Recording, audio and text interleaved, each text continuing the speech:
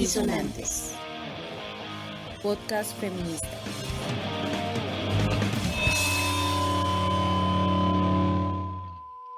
Sean bienvenidas todas las personas a Disonantes, podcast feminista. En nuestro 6º episodio abordaremos el segundo tema del ciclo Experiencias Organizativas Feministas con la organización Mujeres Libres de España. Le doy paso entonces a mis compañeras Carito, March y Stephanie. Quien les habla, Paola.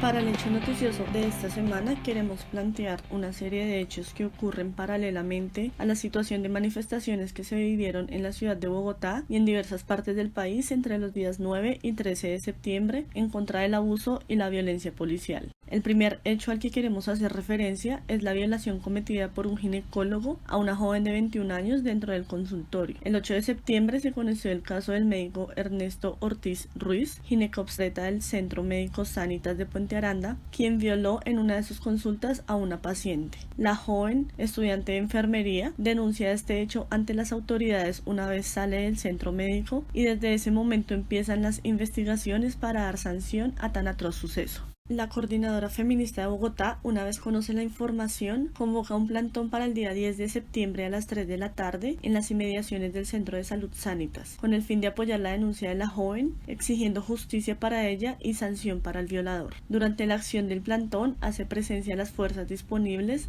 defendiendo las instalaciones del centro y reprimiendo con gases y aturdidoras a las manifestantes que se encontraban allí. Todo esto con el fin de dispersar y de nuevo deslegitimar las dignas acciones que da el movimiento feminista en la ciudad. El 12 de septiembre se conoce un comunicado por parte de la Fiscalía en el cual se dictamina medida de aseguramiento contra el señor Ernesto Ortiz Ruiz por los delitos de acceso carnal violento en concurso heterogéneo con acceso carnal y acto sexual abusivo con incapaz de resistir agravado. A partir de esta decisión, vemos la importancia y la validez de mostrar nuestro inconformismo, de seguir pidiendo justicia para todas y de nunca más callar, porque si tocan a una, respondemos todas. El segundo hecho que queremos dar a conocer sucede paralelamente al plantón realizado a partir del suceso de violación mencionado anteriormente. El 10 de septiembre se conoce un comunicado de la ONG Temblores en el cual narran un hecho de violación a 3 mujeres durante las protestas que se dieron a raíz del brutal asesinato de un hombre por parte de la Policía Nacional. En el relato cuentan que las mujeres son interceptadas por 2 policías motorizados cerca del CAI Villaluz, lugar donde se concentraron las movilizaciones en rechazo al asesinato del abogado Javier Ordóñez, exigiéndoles una requisa por un supuesto porte de marihuana. Los uniformados justifican que deben llevarlas al CAI más cercano para que una agente del mismo sexo realice la requisa. Las mujeres son esposadas y dirigidas al CAI San Diego, en donde empiezan las intimidaciones por parte de los agentes, abuso verbal y físico, manoseándolas y convirtiendo ese acoso en un abuso sexual. Al llegar la agente de policía, las mujeres protestan por lo sucedido, pero lo único que consiguen es más abuso verbal y físico por parte de esta agente. Deciden quedarse calladas por medio a más represalias. Finalmente, los agentes decomisan los 3 celulares para borrar y ocultar las pruebas incriminatorias del abuso vivido dentro del CAI San Diego. Como si fuera poco, al lugar llega el novio de una de ellas y los policías le exigen el pago de 150.000 pesos para dejarlas en libertad, después de 2 horas y media de estar allí. Vemos claramente a la Policía Nacional como institución que sigue violando, torturando, matando por tener un pensamiento crítico, cuando deberían, por mandato constitucional, cuidar y velar por la seguridad de la ciudadanía. Son hechos que no aceptamos y en los cuales estamos dispuestas a seguir alzando nuestra voz para pedir justicia y para que estas situaciones nunca más se repitan. A partir de estos 2 hechos, vemos que el sistema patriarcal sigue recorriendo todas las esferas sociales, pero sentimos que cada vez somos más mujeres quienes nos juntamos para expresar nuestro inconformismo por cada persona violada, maltratada y abusada, porque estamos juntas, porque juntas somos más fuertes y porque la fuerza retumba en cada grito y en cada consigna.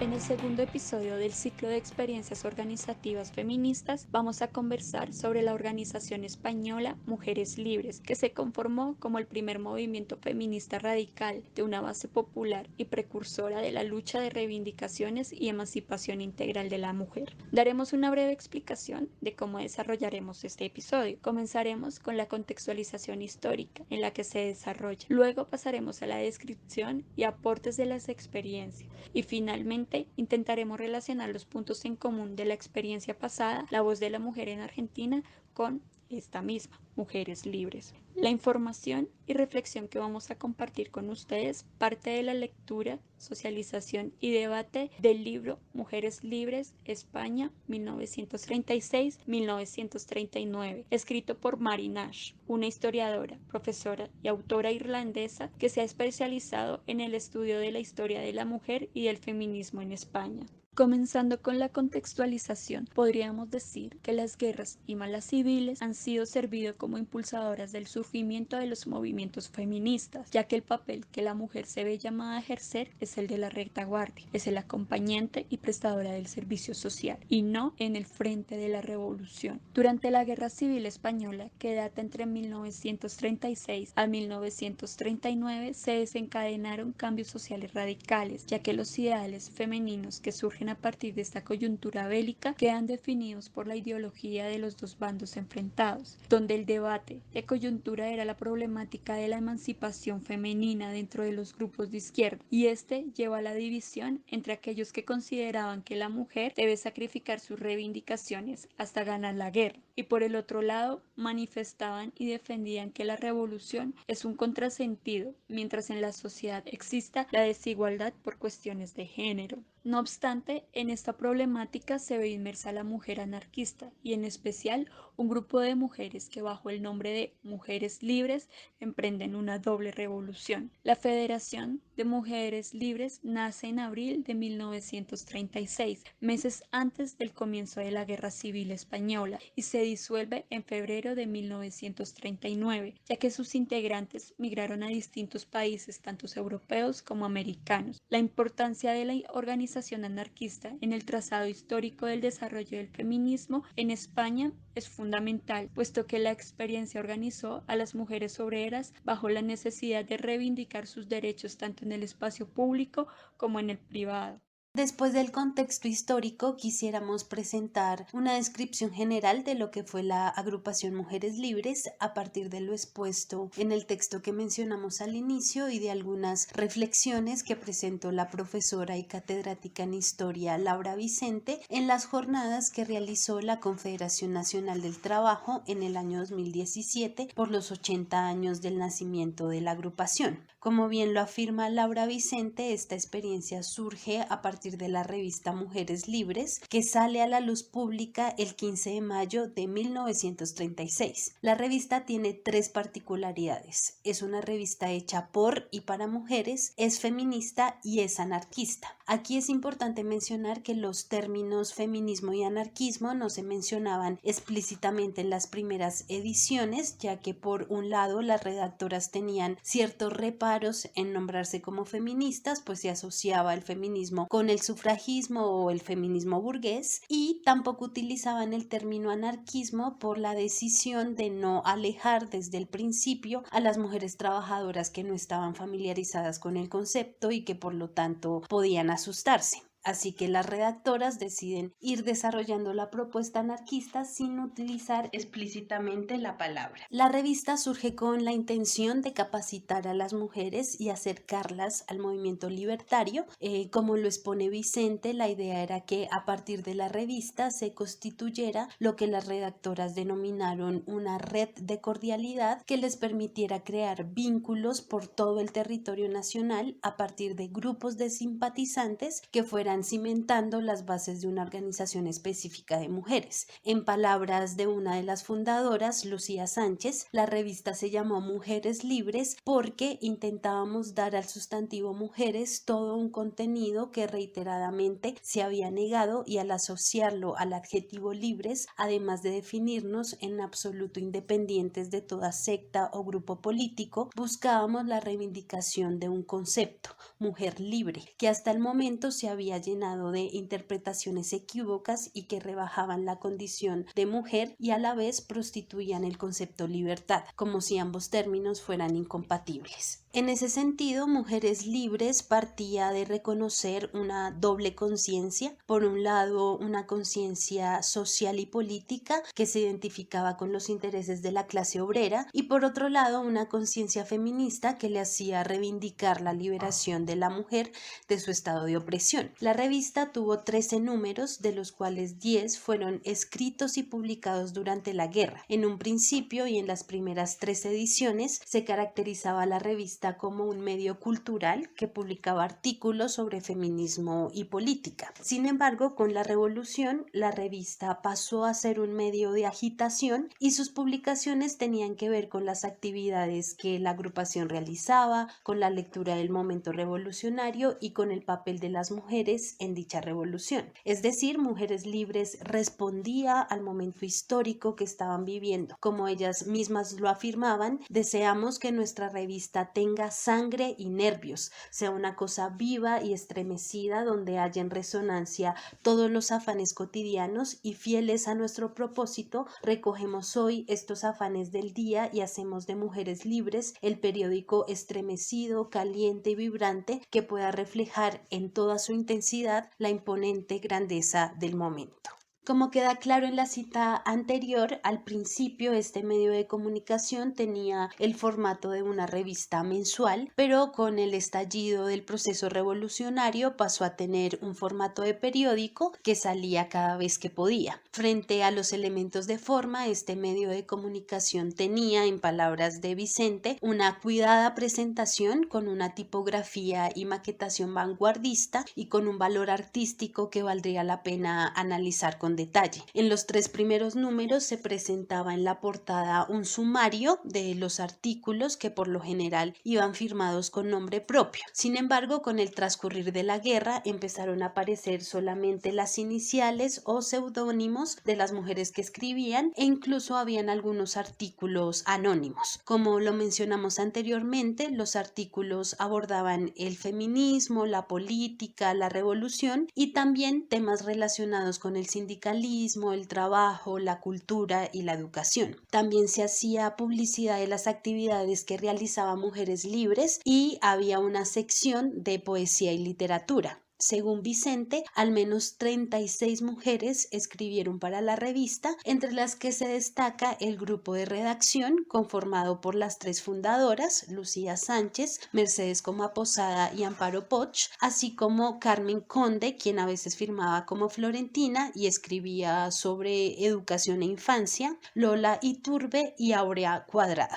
Existían también 2 tipos de colaboración en la escritura de los artículos. Por un lado, la de mujeres de renombre como Emma Goldman y Federica Montseny, quien solo escribió un artículo para el último número, y por otro lado, de corresponsales locales que informaban lo que sucedía en sus contextos particulares. Sin embargo, la mayoría de estas corresponsales se les dificultaba el ejercicio de la escritura porque no habían accedido a la cultura escrita. Por tanto, y según Vicente, de los 39 artículos publicados, 16 fueron escritos por el grupo de las 3 fundadoras y las editoriales fueron escritas en su totalidad por Lucía Sánchez. Finalmente existía una red que se encargaba de la distribución y de administrar las suscripciones. Además, contaban con el apoyo de periódicos libertarios como Solidaridad Obrera, Tierra y Libertad, Tiempos Nuevos y Campo Libre. En algunos casos, la prensa libertaria no veía con mucho entusiasmo la iniciativa de Mujeres Libres y a veces se les trataba con cierto desdén o con condescendencia. Es importante mencionar aquí que en ese entonces era inédita la existencia de un medio de comunicación hecho solo por mujeres y esta situación generaba, entre otras cosas,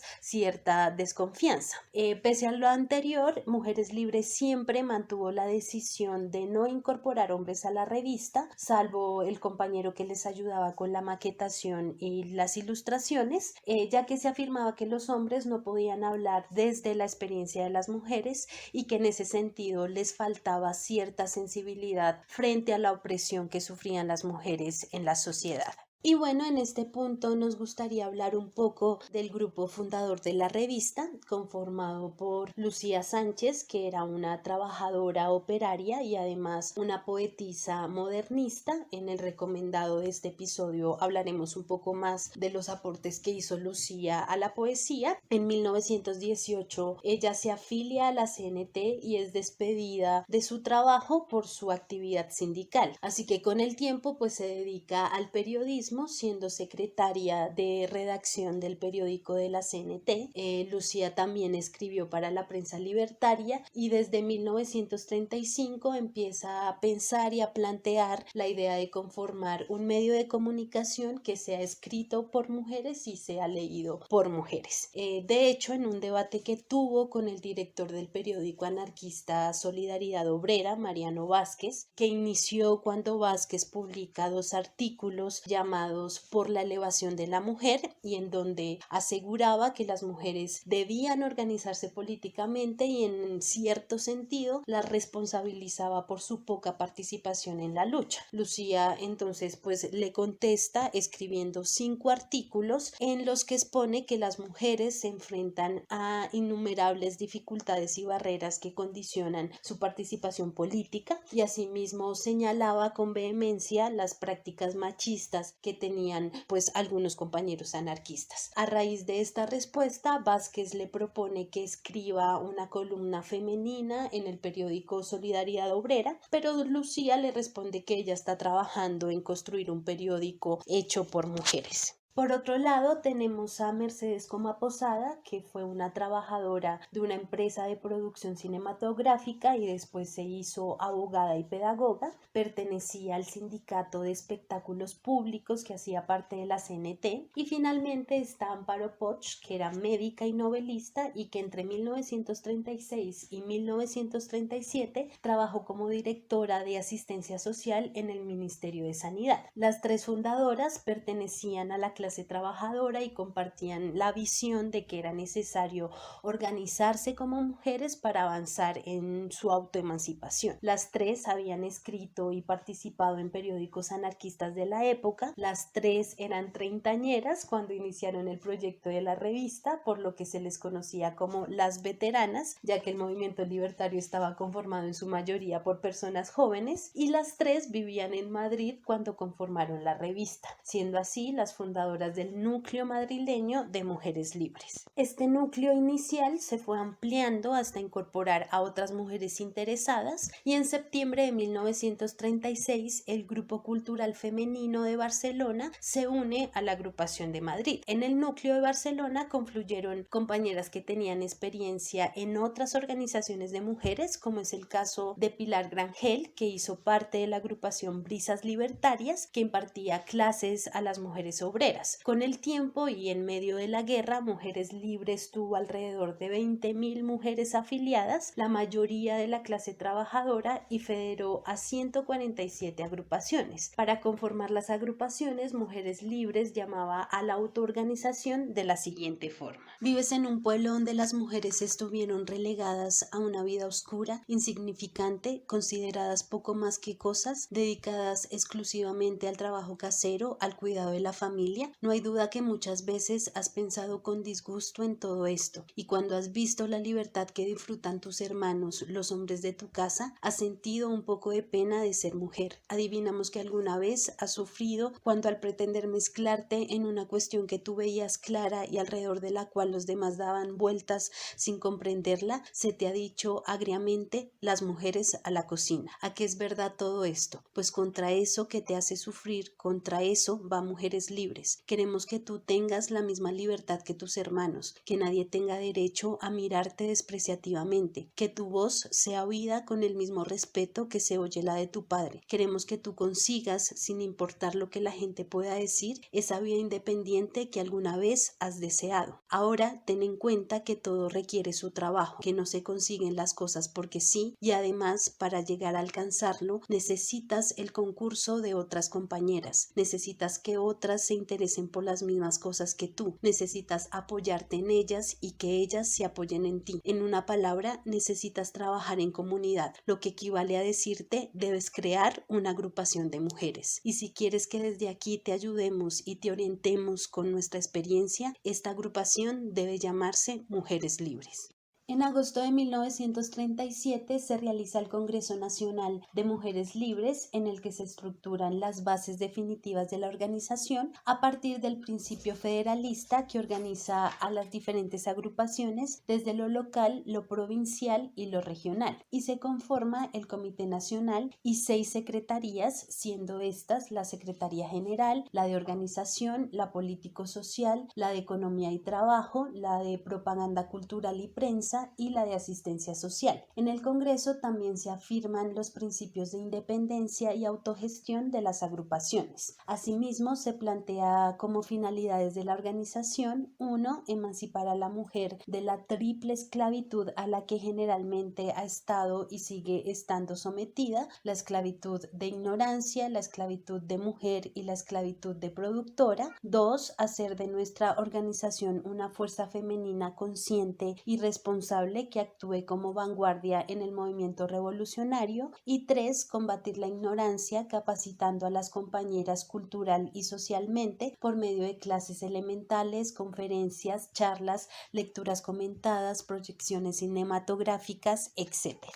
A partir del objetivo número 3, Mujeres Libres realizó diversas actividades como conferencias en los ateneos, en las escuelas racionalistas, reuniones, mitines, acciones de propaganda. También impartía clases de cultura general en los institutos de la agrupación y organizó una campaña contra el analfabetismo entre las mujeres obreras. Asimismo, editó unos folletos que eran dirigidos a un público no especializado que fuera más accesible para las mujeres obreras y campesinas. También aportó en la capacitación técnica profesional con el fin de que las mujeres pudieran ocupar puestos de trabajo que exigían cierta cualificación, y finalmente, para aliviar las tareas domésticas de la mujer obrera, realizó una extensa campaña para la creación de guarderías gratuitas en fábricas o en barrios obreros y reivindicó la creación de comedores populares. En el apartado de los aportes nos es importante comenzar con el cómo Mujeres Libres concebía al ser humano y a la sociedad, pues a diferencia de los pensadores occidentales que planteaban el orden social como un liderazgo jerarquizado, donde debería existir una autoridad política que guiara a la población, ellas sostenían que las jerarquías formales no solo son dañinas, sino innecesarias, existiendo modos alternativos, igualitarios para la organización de la vida social. Desde sus inicios, Mujeres Libres marcaron la importancia de la incorporación de la mujer en el trabajo asalariado. También rompieron con la idea de que el hogar y las relaciones de pareja eran privadas, proclamaban el amor libre y denunciaban que el modelo tradicional de familia fomentaba las desigualdades. En las prácticas educativas, el movimiento organizaba tertulias literarias en las que se creaba un aprendizaje solidario y compartido. Se impulsó una campaña de fomento de estas lecturas dirigidas a las mujeres. Otra tarea educativa fue que se centraron en la educación sexual. La libertad sexual fue una reivindicación del movimiento. Mujeres Libres partía de que todas las personas pudieran acceder a una educación sexual. Se crearon también cursos de maternidades conscientes con las compañeras militantes que hacían parte de la organización. En este último apartado nos parece importante identificar los elementos comunes de las dos agrupaciones que hemos presentado en este ciclo sobre experiencias organizativas feministas, es decir, La Voz de la Mujer y Mujeres Libres. Lo primero que nos gustaría mencionar es que las dos agrupaciones se encuentran en la prensa, un mecanismo de organización de las propias mujeres y además un instrumento para poder expresar las propias ideas e ir construyendo colectivamente una voz autónoma que dispute los escenarios que históricamente le han sido negados a las mujeres. Por otro lado, reconocemos que las dos experiencias fueron pioneras en por lo menos dos aspectos. Por un lado, que plantearon la doble explotación de las mujeres a partir de relacionar la clase con el género, y por otro, la idea de que la liberación de las mujeres solo se daría por ellas mismas. Por lo tanto, reconocían que era imprescindible generar organizaciones específicas y no mixtas que impulsaran su autoemancipación.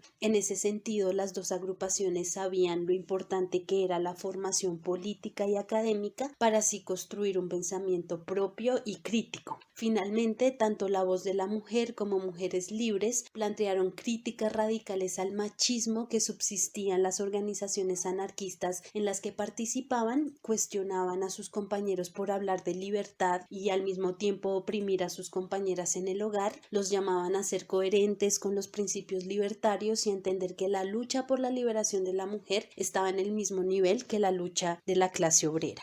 Para terminar, vamos a leer un fragmento del artículo La doble lucha de la mujer, escrito por la compañera Ilse de Mujeres Libres. Sed fuertes y aguantad, mujeres de la revolución, cuando hayáis conseguido perteneceros a vosotras mismas, cuando vuestras decisiones en la vida cotidiana obedezcan solo a vuestra propia convicción y no a costumbres atávicas, cuando vuestra vida afectiva esté libre de toda consideración tradicional, cuando podáis ofrecer vuestro amor, vuestra amistad o vuestra simpatía como expresión genuina de vosotras mismas, entonces os será más fácil vencer los obstáculos exteriores. Automáticamente pasaréis a ser personas con libre albedrío e igualdad de derechos sociales, mujeres libres en una sociedad libre que vais a construir junto con el hombre como sus verdaderas compañeras. La revolución ha de comenzar desde abajo y desde adentro.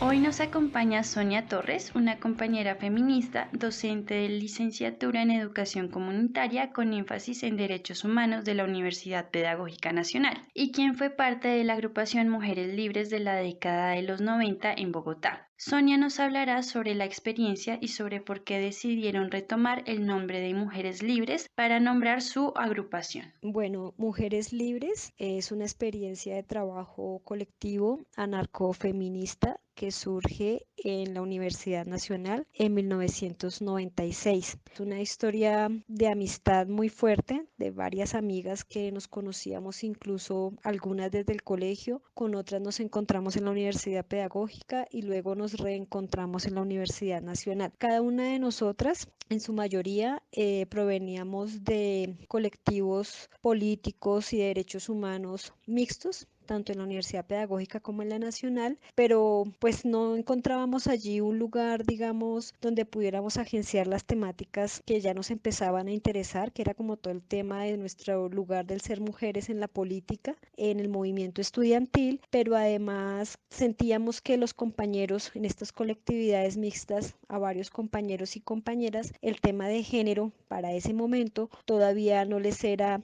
significativo, sino que consideraban que, digamos, preservaban los debates de la década de los 70 de que si era importante primero la clase o el género y ese tipo de cosas. Entonces, cuando llegamos a la Universidad Nacional y nos encontramos varias de nosotras que, como digo, militábamos en varias organizaciones distintas de orden camilista, de orden anarquista, de orden comunista, decidimos encontrarnos para empezar a trabajar juntas una propuesta que nos permitiera eso, como explorar nuestros propios intereses y potencialidades como tal. ¿Por qué decidieron nombrarse como Mujeres Libres? El nombre, digamos, combinó dos escenarios muy fuertes. Uno, digamos, toda la propuesta anarquista de recoger la historia, la memoria de lucha de las mujeres libres, el colectivo Mujeres Libres, que funcionó de manera federada durante la Guerra Civil Española, principalmente en 1936 al 39, pero que todavía para la época, en ese momento, en 1995-96, todavía existían y aún hoy existen algunas algunas colectividades anarcofeministas en España principalmente y en Italia y Argentina que se denominan de esa manera. Obviamente allí recogíamos esta experiencia de reivindicación de las mujeres populares, fundamentalmente, su participación activa en la Guerra Civil Española, su disrupción e irrupción más bien también en las propuestas anarquistas como tal. Digo irrupción porque las mujeres empiezan a pelearse allí en este escenario también dentro del anarquismo, su lugar como mujeres políticas, y disrupción porque entran a cuestionar varios de los planteamientos que incluso los anarquistas de esa época no concebían todavía como formas de participación legítima de las mujeres. El colectivo Mujeres Libres del 36,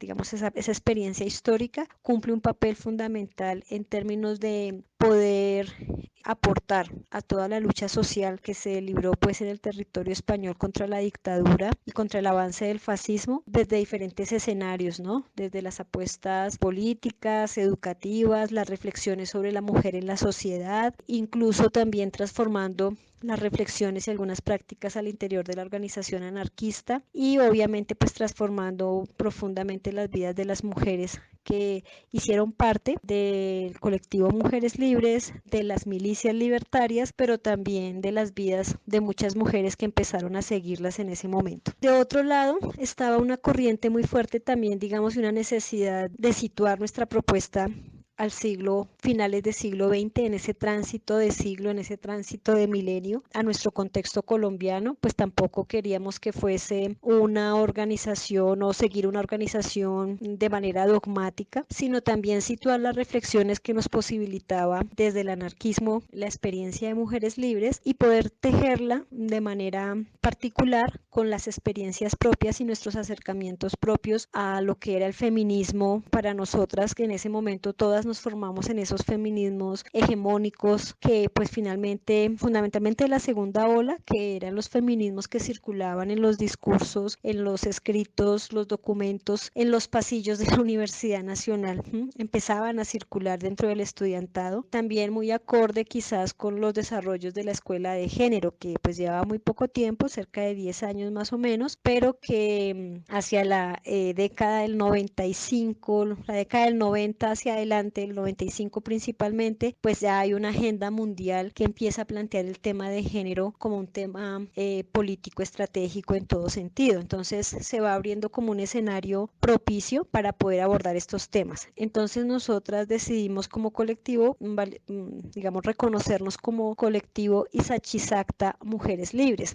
Isachisacta fue una construcción que hicimos de varias palabras, como de varias lenguas indígenas, amerindias, y entonces traducía como libertad hasta el amanecer todo el día, y pues nos parecía que combinaba perfecto con todos los postulados, además de un escenario distante, pero que en el cual tuvo mucha relación para muchas mujeres en su momento de juventud, como por ejemplo Tila Uribe y estas primeras feministas populares que se acercan o que desarrollan prácticas antipatriarcales inspiradas en las mujeres que se reconocen en la lucha social a nivel mundial. Entonces nuestro colectivo se llamaba así, Colectivo Isachisacta Mujeres Libres. Intentaba establecer como estos diálogos, ¿no? desde las experiencias situadas y la experiencia histórica del colectivo anarquista de Mujeres Libres en España, la experiencia fundamentalmente que nace en la Guerra Civil Española. ¿Qué significó la experiencia de Mujeres Libres? Pues Mujeres Libres significó entre 1996 y el 2006, consideramos que significó una apuesta muy importante por situar y aterrizar un poco la práctica feminista política, académica y epistémicamente dentro del movimiento estudiantil. En ese momento, intuitivamente, nosotras fuimos descubriendo y construyendo un camino y una reflexión feminista propia, que como decía nos formamos todas en ese feminismo blanco y hegemónico, pero que como siempre pensábamos un poco al interior de nuestro contexto, dónde estamos situadas, desde qué lugar nos enunciamos para leer esta realidad y transformarla, permitía también, digamos, como ubicar intuitivamente varios elementos, como por ejemplo el tema de género, intuitivamente ir desarrollando todo este tema de la perspectiva interseccional, que hoy viene siendo uno de los elementos centrales de la práctica feminista a nivel mundial. Se habla hoy de los feminismos interseccionales, pero pues nosotras hace 30 años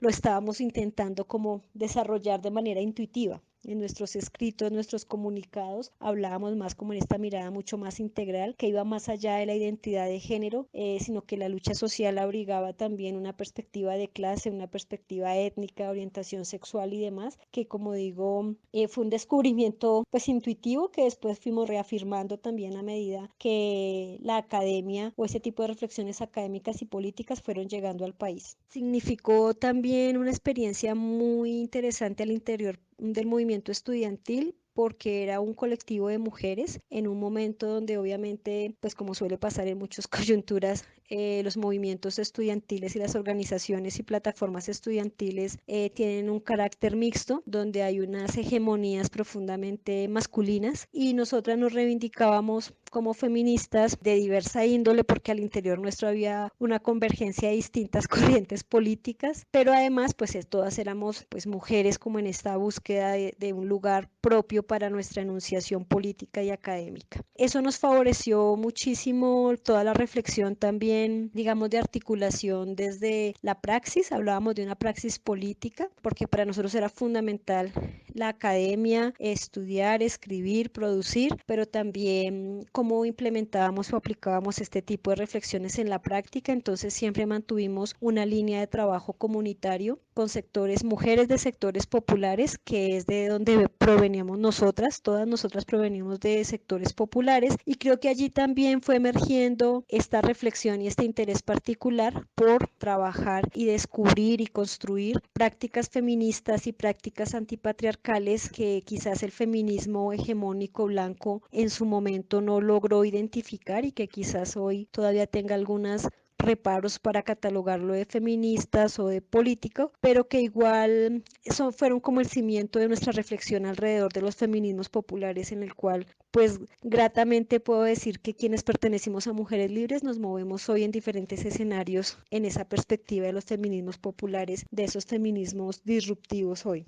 Bueno, pues también implicó para nosotras en un momento de transición muy fuerte, y digamos que esto hace parte como de las reflexiones académicas que se ha logrado recoger en nuestras reflexiones de doctorado y demás, es que no era fácil denominarse feminista en ese momento. Digamos que el feminismo ha cargado con un lastre de estigmatización muy fuerte, producto de la confrontación propia y de la estigmatización que recibió hacia la década de los 70, cuando apenas empieza a circular los discursos feministas en los pasillos de las academias, de las universidades y de las plataformas políticas y sindicales, porque algunas plataformas, compañeros y compañeras de izquierda que pertenecían a estas plataformas y organizaciones consideraban pues que el feminismo era burgués, que era una discusión que no competía para Colombia, sino que eran reivindicaciones del primer mundo que no tenían nada que ver con la realidad de las mujeres colombianas y latinoamericanas. Entonces hay una estigmatización muy fuerte desde los 70, tanto que llega cuando nosotras estamos a mediados de los 90 pues y finales del 2000, en plena transición de siglo, no era tan fácil denominarse feminista sin tener que cargar con esa estigmatización. Hoy en día creo que hay unas aperturas distintas, que hay unas posibilidades diferentes, sin que se pierda o se estigmatiza igual hoy por otras cosas, pero en ese momento era muy complicado en términos políticos incluso poder asumirse como feminista, y por eso quizás varias de nosotras empezamos a trabajar primero como más desde la categoría género, que era una categoría de análisis política y académica, y por allí nos fuimos encontrando con el feminismo. Entonces creo que había como una mezcla de caminos, como que todos los caminos conducen a, y es que recorríamos los caminos de la reflexión teórica y política sobre el género, pero también toda la reflexión desde el anarquismo un poco, y la crítica contra el Estado implicaba a la vez una crítica contra el patriarcado, y allí nos fuimos encontrando también entonces con los postulados políticos y académicos que soportan el feminismo, y además situando toda nuestra reflexión en la práctica política de la opción directa por trabajar con mujeres de sectores populares, que insisto, desde donde nosotros provenimos y hacemos parte, pues entonces todo eso fue como constituyendo efectivamente ese lugar de enunciación pues tan importante, creo yo, y tan vital fundamental para la vida de quienes estuvimos en Mujeres Libres durante 10 años. La colectiva finalmente pues termina en el 2006, pues un poco también porque las dinámicas, sí, pues de la vida, uno es estudiante en un momento, es particularmente estudiante de pregrado en la universidad, y eso cuando pues sale uno de allí pues ya se rompen un poco las dinámicas. Nunca nos interesó ser partido, nunca nos interesó generar procesos de continuidad, nunca nos lo pensamos de esa manera porque igual consideramos que cada quien tiene derecho a ir construyendo su propio futuro, su propia dinámica, sin tener que seguir viviendo quizás de utopías de otras. Entonces, no, Mujeres Libres fue nuestro proceso, nuestro proyecto durante el tiempo que estuvimos en la Universidad Nacional y en la universidad pública fundamentalmente. Y cuando salimos de allí, pues insisto que lo más gratificante es reconocer que quienes pertenecimos a Mujeres Libres estamos en diferentes zonas del país, en diferentes contextos académicos o políticos, y que donde quiera que estamos trabajando desde esta perspectiva de los feminismos populares, de los feminismos disruptivos, que seguimos articulando mucho esta reflexión de la academia y la política, que seguimos teniendo una opción política clara desde estos feminismos para ver, sentir, oler, pensar y vivir en este mundo. ¿Quieres agregar algo más? Bueno, no sé si este dato sirva, pero por ejemplo, mientras estuvimos nosotras como vigentes como colectivo Mujeres Libres, mantuvimos comunicación escrita con Mujeres Libres de Madrid, con algunas agrupaciones anarcofeministas de Argentina. Cuando tuvimos la posibilidad de viajar a España, a la Internacional Anarquista, creo que era el 20º Congreso Internacional de Trabajadores y Sindicalistas Anarquistas, pues tuvimos la posibilidad de conocerlas directamente, de mantener comunicación, y bueno, pues con todo el legado de las mujeres del 36 en adelante que hicieron posible y que construyeron de manera muy valiente ese proyecto tan bonito que fue para el movimiento libertario Mujeres Libres. Bueno, y nosotras también, digamos, como Mujeres Libres, pues había allí una apuesta, digamos, vital en términos de cómo nos construimos como mujeres, ¿no? Que es una opción que todavía sigue vigente, en la que nos seguimos construyendo y donde obviamente creo que nuestras bases fueron cimentadas allí en ese momento de la vida, ¿no? Y es esta búsqueda cotidiana que asumimos y este compromiso que asumimos cuando asumimos el feminismo como una parte vital, ¿no? Como un elemento central de la vida, y es que ya no eres la misma persona, ya no eres la misma mujer una vez te enrolas y te encuentras con el feminismo. Y entonces, pues desde allí seguimos en esta perspectiva, más allá de la organización colectivo Mujeres Libres, sí desde el feminismo. Desde estos tipos de feminismos, seguimos en esta búsqueda de cómo nos construimos como mujeres, cómo transformamos nuestras relaciones, cómo confrontamos el poder, cómo también asumimos la vida privada, la vida pública, el ejercicio profesional, el ejercicio político, en una mirada que busca, digamos, generar procesos con relaciones quizás menos jerárquicas, con relaciones más solidarias, reconociendo a los otros y a las otras que tenemos enfrente, asumiendo también críticamente cada una de nuestras desaciertos e incoherencias, porque finalmente seguimos en este proceso de construcción, intentando obviamente superar quizás como todos estos elementos de que a veces las mismas plataformas políticas, que los ismos instauran como dogma, sin reconocer o más bien desconociendo las posibilidades de agencia subjetiva que tenemos los sujetos y las sujetas en estos procesos. Entonces creo que es eso, que Mujeres Libres, en mi caso particular, pero sé que para las compañeras también, fue un escenario vital que llevamos en la piel, en el corazón, en la vida, en la experiencia, y que siempre volvemos a esta reflexión para seguir construyéndonos todos los días.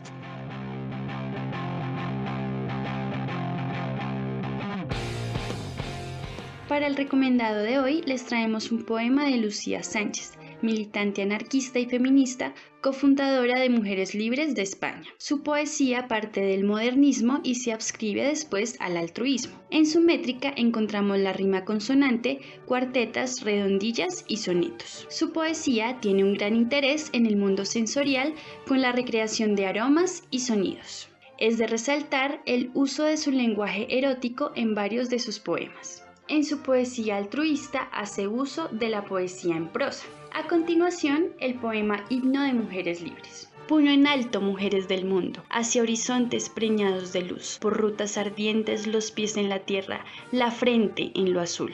Afirmando promesas de vida, desafiando la traición, modelamos la arcilla caliente de un mundo nacido del dolor. Que el pasado se hunda en la nada. ¿Qué nos importa el ayer? Queremos escribir de nuevo la palabra mujer.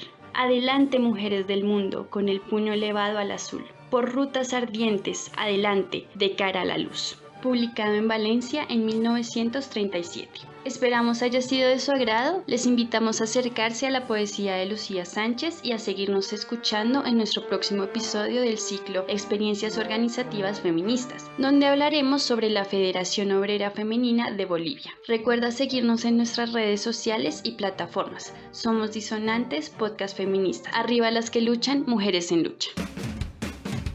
Disonantes. Podcast feminista.